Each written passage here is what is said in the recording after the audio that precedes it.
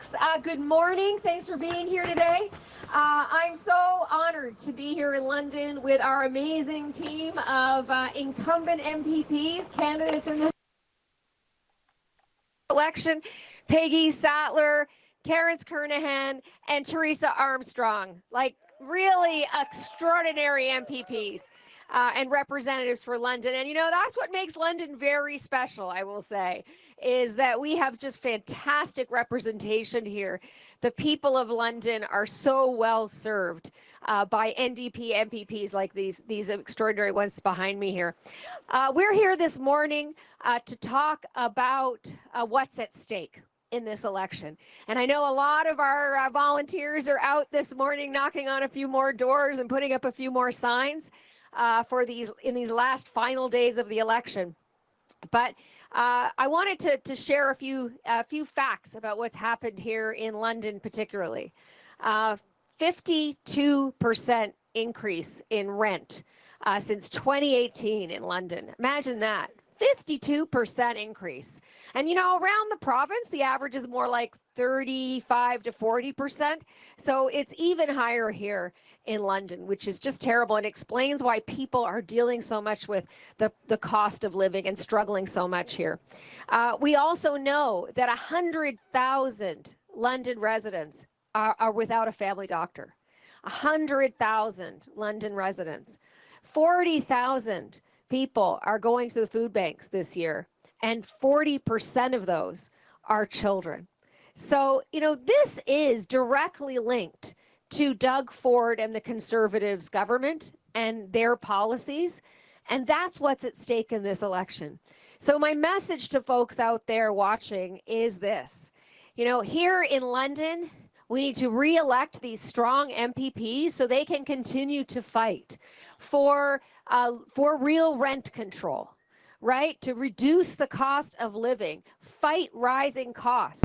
And across the province of Ontario, what we want to do next is flip blue seats to orange. So everybody out there who's watching from all around, remember, these are the kinds of MPPs that we can elect and you could have representing you as well. Look, Doug Ford's going to tell you that nothing we do is going to change anything, right? He wants everybody to just settle. The Liberals want people to settle. But New Democrats, we know we can change things. And this is how we're going to do it. We're going to do it with the power of your vote. Your vote matters. And in a couple of days, you're going to get to exercise that right that you have to cast your vote and to cast your vote for real change and at the government level. And here's the kinds of stuff you can use your vote to do. You can use the power of your vote to fight rising costs, bring in a grocery rebate program, and boy, make sure that we deliver a universal school food program so that kids don't have to go to school with empty bellies, right? You can use the power of your vote so that we can hire more doctors, fix our public health care system, strengthen it, you know, respect our nurses and other healthcare workers. We have to do something because Ontario right now is not okay when it comes to healthcare. You can use the power of your vote to fight back against the rising cost of rent, right? By bringing back real rent control and building truly affordable housing in the province of Ontario. And let me tell you something we learned just today. While Doug Ford was calling this election, he put 5,000 units of affordable housing in Toronto on the back burner and at risk. 5,000 units because he called this election. You know, we're just learning what the real true cost of this election is going to be. But I'm willing to bet there's many more examples like that all across the province of Ontario.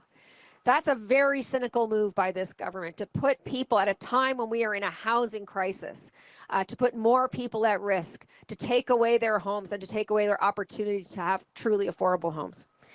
And then I want to add the one other thing that you can use your vote to do in this election. You can use the power of your vote to help elect MPPs who are going to fight to protect every job in every sector against the threat of Donald Trump. And that's what you can count on us doing. New Democrats, you know, we are the party of working people. We stand with working people, and we'll do that every single day. So, folks, my message to London is again this. Let's re-elect these amazing representatives. I got to tell you, everywhere I go in London, I just got stopped over there by a few people saying to me, oh my goodness, I've never been more happy to have Peggy Sattler elected as my MPP. This is a couple I just met just now. They said, you know, you make sure when you form government, she's a minister. I said, are you kidding me? Come on, of course. And I get stopped all the time when I'm in London of people who talk to me about everything that Teresa Armstrong has done to support them over the years, right? Extraordinary MPP. And Terence Kernahan, you know, who has been such a fighter for the community. These are the kinds of representatives that I really wish every community in Ontario could have. So folks, let's keep these MPPs. Let's fight hard to make change in Ontario. Let's elect new Democrats in every corner of this province. And after this, I'm on my way to another riding, a blue riding, that we're going to flip to orange. So thank you very much, everybody. Let's get out there and do it. And I'm happy to take questions. Sure. So we're on the third election now. We've done 2 elections, 2 terms with NDP members making up the bulk of the MPs in the London area. Any concerns that voters may be getting tired of not having members in government? You know, I gotta say, I don't feel that at all here. But we never take anything for granted, and that's the thing about the NDP, right? We're not asking you to sell for anything. We will earn every single vote by working so hard and fighting for our communities. So no. But you know, we don't take it for granted at all. And I got to say, I know that these campaigns have been working so hard in all of this. Well, today's beautiful, but in the cold weather, they haven't stopped for a second. And you can really feel the excitement and the energy out there on all of these teams. So you mentioned escalating rents. What will Yeah. you do to keep rents in check? Yeah. Bring them down or at least stabilize? We're gonna bring back real rent control. Right? We've got to close the loopholes, stop above guideline increases, stop the rent evictions and the dem evictions. And that's how we keep people from losing their homes, which is what's happening every single day in the province of Ontario. You know, I meet people all the time, like Lynn, who was 64, worked her whole life. I met her in a shelter. She lost her home when the rent kept going up, and then she ended up in the hospital for a little while, came back, and was out, and ended up living in her car for 8 weeks before she finally found a shelter space. And she said to me, you know, I never in a million years thought I would end up in this situation. But I hear these stories every day, and I've heard them here in London as well with our MPPs, talking to people in shelters, talking to people at church dinners and such. There's a lot of people living right on the edge of homelessness. We've got to stop rent from increasing, and then we have to start to build the truly affordable homes that Ontario needs.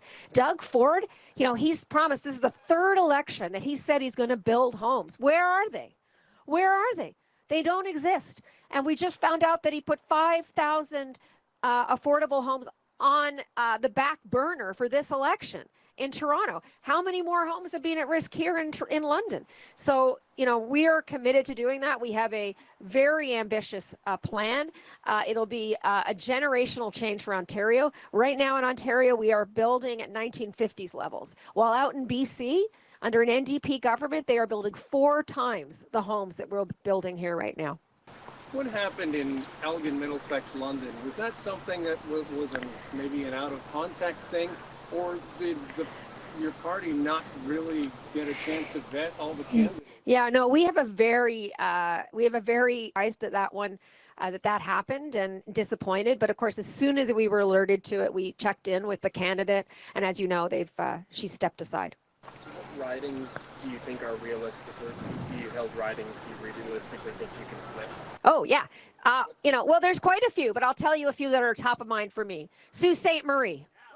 Sault Ste. Marie, Ontario, Lisa Vizeau Allen, you know, big take for us, cabinet minister going down. We've got Mike Harris Jr.'s riding, Kitchener-Conestoga. We've got a fantastic candidate there, and people in Kitchener-Conestoga are really upset about this government's attempt to take away farmland, to acquire farmland, and all the NDAs that would be brought in and everything. I'm hearing from farmers who've never voted NDP, anything other than Conservative in their life, and they're voting NDP this time. Yeah. Let me see. Brantford Brant, where we have Harvey Bishop running, and he's running a strong, solid campaign. York Southwestern, where Faisal Hassan is looking to take back that riding. We have a lot of ridings in every region of the province that we're targeting right now. Yeah. So what about some other ridings that maybe the NDP is not as competitive in, and the Liberals are? Are you willing to encourage like NDP voters in places maybe like Newmarket, Aurora, to vote strategically and vote for the Liberals? No. Look, first of all, here's the thing. I look at this Liberal leader, and I don't think she reflects the values of so many previous Liberal voters anyways. This is somebody who we've now confirmed has taken hundreds of thousands of dollars in donations in the last couple of years from Greenbelt developers and from private healthcare insiders.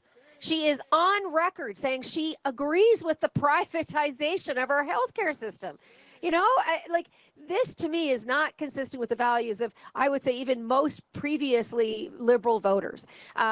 I believe that people need to vote with their values, that the NDP represents the values of so many Ontarians who are looking for change at this really critical moment. We cannot afford another 4 years of Doug Ford and his Conservatives, but the answer is absolutely not a government that is going to continue with the privatization of our healthcare system or try to develop Greenbelt. Wouldn't it be better, though, if the PCs are so far ahead in the polls, wouldn't it be better to vote strategically to keep them at a minority government? Strategic voting has never worked. Show me a time when strategic voting has never worked. What it does is it delivers Conservative governments. And I think, honestly, Ontarians know better than that, and they've seen it too many times now. This is a tired old game that the Liberals play election after election. Our MPPs, we have incumbent MPPs who are well known in their communities in every corner of this province, and we have seats where we are picking up energy and momentum, and we are going to flip those from blue to orange. I'm a fighter. I do not quit, and I will not be quitting in this election. And the Liberals, they're in a different path, right? They're trying to regain their party status. We're in it to form government on Thursday.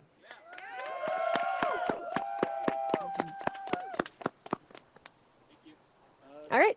Grassy Narrows is holding a rally at the legislature Yeah. today.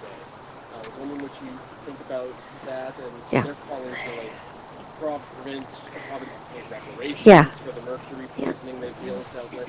Is that something an NDP government would do? We've absolutely made commitments. I will say this, we're very proud that Rudy Turtle, who has led a lot of the fight along with the community for justice for Grassy Narrows, is running for us as a candidate in this election. We're very proud of that, and I can't wait to see him elected so we can actually get to work to solving some of the issues for the people of Grassy Narrows. This has gone on for far too long.